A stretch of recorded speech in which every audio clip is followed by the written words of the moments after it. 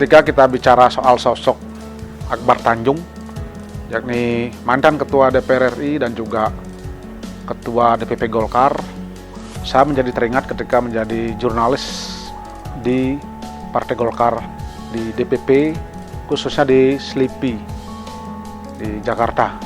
Nah, sosok Akbar Tanjung bagi saya itu adalah bagaimana dia adalah seorang yang ulet, teguh, komitmen, dan pantang menyerah. Karena waktu itu kita tahu persis tahun 99 di masa reformasi, di mana ada perubahan dari masa Orde Baru menuju ke reformasi, dan waktu itu presidennya adalah Pak Presiden Habibie almarhum.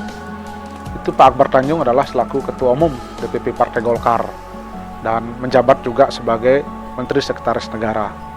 Nah, saya yang waktu itu mendapat kesempatan untuk bertugas meliput kegiatan di Partai Golkar, itu betul-betul merasakan bagaimana suasana euforia reformasi ketika itu.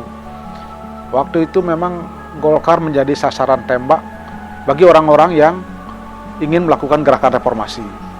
Di mana-mana waktu itu memang Partai Golkar dibenci, tidak disukai oleh masyarakat sebagian besar, khususnya mungkin dari kalangan mahasiswa. Nah, ketika menuju proses pemilu itu, kita beberapa kali diajak kampanye oleh Pak Akbar Tanjung selaku Ketua DPP Golkar. Biasanya kita berangkat pagi hari jam 6 dari bandara, kita menunggu, kemudian berangkat ke suatu tempat, kemudian sore jam 6 sore sudah balik. Misalnya kita pernah ke Lampung, kemudian ke Semarang, dan beberapa tempat. Jadi hampir rutin seperti itu. Apa yang menarik dari situ? Hampir sebagian besar kampanye pada saat itu sangat boleh dikatakan tidak kondusif. Jadi di mana-mana ketika Partai Golkar tampil, massa atau masyarakat tidak suka, sehingga sangat sulit mengumpulkan massa waktu itu. Tapi Pak Akbar Tanjung dengan tagline-nya Golkar dengan paradigma baru, terus dia semangat, terus komitmen, dan terus menggemakan bagaimana masyarakat agar memilih Partai Golkar ketika itu. Dan luar biasa, memang saat itu betul-betul saya melihat sampai beberapa kali kita sempat dicaci, dimaki oleh masyarakat. Yang menarik ketika itu adalah ketika di Semarang. Di Semarang, di salah satu gedung, kita ikut rombongan, mungkin 5 atau 6 orang wartawan yang ikut di situ. Kemudian begitu selesai orasi atau mungkin berpidato Pak Ketua Umum Partai Golkar ini, kita akan pulang. Jadi masa waktu itu sudah menunggu di luar, artinya mungkin sebagian besar dari mahasiswa bahkan sudah siap untuk mencaci maki, bahkan melempari katanya. Nah, untuk mengantisipasi tidak terjadinya bentrok, akhirnya kita waktu itu naik bis, jadi bis agak kecil, minibus, kemudian keluar dari lokasi itu, dan waktu itu memang Pak Akbar Tanjung tidak bersama kita, akhirnya dialihkan dengan mobil lain. Tapi kita yang waktu itu jadi sasaran oleh massa waktu itu, oleh masyarakat.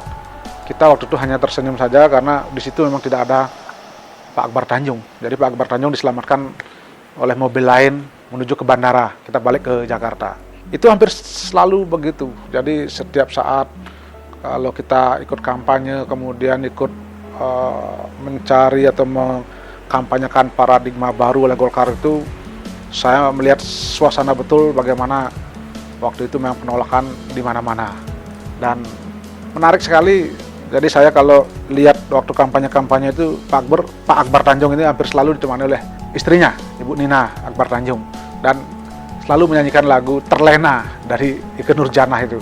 Jadi saya hampir sudah hafal waktu itu ketika beliau menyanyikan untuk menghibur masyarakat yang hadir, yang mau tampil di situ, yang mau berani hadir ke lokasi kampanye itu. Jadi bagaimana seorang sosok Akbar Tanjung ini sebetulnya menurut saya luar biasa. Akhirnya kampanye-kampanye yang dilakukan oleh beliau membuat akhirnya Partai Golkar kembali bangkit dan menjadi pemenang pemilu pada saat itu. Luar biasa dari komitmennya, kemudian loyalitasnya, tangguh, ulet, dan akhirnya waktu itu pada saat pemilu itu memang Pak Akbar Tanjung mampu mengantarkan Golkar kembali menjadi pemenang. Karena pada tahun 99 kan waktu pemilu itu adalah PDI yang memenangkan pileg, kemudian 2004 kembali Golkar memenangkan pemilu waktu itu, dan disitulah saya melihat bagaimana seorang sosok kerja keras Pak Akbar Tanjung kemudian mampu membangkitkan dan membawa semangat lagi kader-kader yang di bawah yang sempat turun, sempat loyo, kemudian naik. Dan namun sayang pada akhirnya pada saat musyawarah nasional yang dilaksanakan di Bali waktu itu di Nusa Dua, di mana waktu itu wakil presidennya adalah sudah Pak Yusuf Kala, kemudian Pak Akbar Tanjung harus menyerahkan jabatan karena kalah di situ. Dan ya saya waktu itu memang berpikir cukup menyedihkan juga, tapi itulah namanya politik, karena memang di situ tidak ada teman, tidak ada kawan yang abadi, tapi adalah kepentingan. Dan ya ketika beliau juga menjadi ketua DPR, luar biasa, sangat welcome, sangat humble seperti itu ya. Jadi kita wartawan waktu itu, jurnalis, sangat suka untuk meliput, karena setiap kita wawancara hampir selalu beliau mau berkomentar, mau menyampaikan pendapat, mau menanggapi dan lain sebagainya. Baik posisinya sebagai ketua umum DPP Partai Golkar maupun juga sebagai Menteri Sekretaris Negara. Itu ketika menjadi ketua DPR RI juga kita beberapa kali wawancara, dan beliau dengan percaya diri terus menyampaikan tentang kehidupan dan usulan-usulan berkaitan dengan bangsa ini. Jadi ini sosok Pak Akbar Tanjung ini di mata saya waktu itu adalah pejabat yang mampu hidup dalam 3 zaman ya. Dari zaman Orde Baru ketika Pak Harto jadi presiden, Pak Akbar juga menjadi salah satu menteri waktu itu. Kemudian waktu Pak Habibie jadi presiden, Pak Akbar Tanjung juga menjadi menteri yang sangat diandalkan oleh Pak Habibie. Kemudian juga waktu masa Gus Dur jadi presiden, beliau juga sangat diperhitungkan. Bahkan mungkin ketika Ibu Megawati menjadi presiden. Sehingga kalau kita misalnya meneladani dari sosok Akbar Tanjung, saya masih ingat tagline-nya yang paling kita tidak bisa lupakan adalah Golkar dengan paradigma baru tersebut. Jadi ini memang menjadi inspirasi bagi kita, mungkin bagi masyarakat Indonesia. Yang terpenting adalah bagaimana konsistensi, kemudian teguh, ulet, dan di politik itu memang harus sangat fleksibel, walaupun komit terhadap prinsip, tapi kadang-kadang harus mampu melakukan sesuatu yang sifatnya fleksibel karena berkomunikasi dengan banyak lain.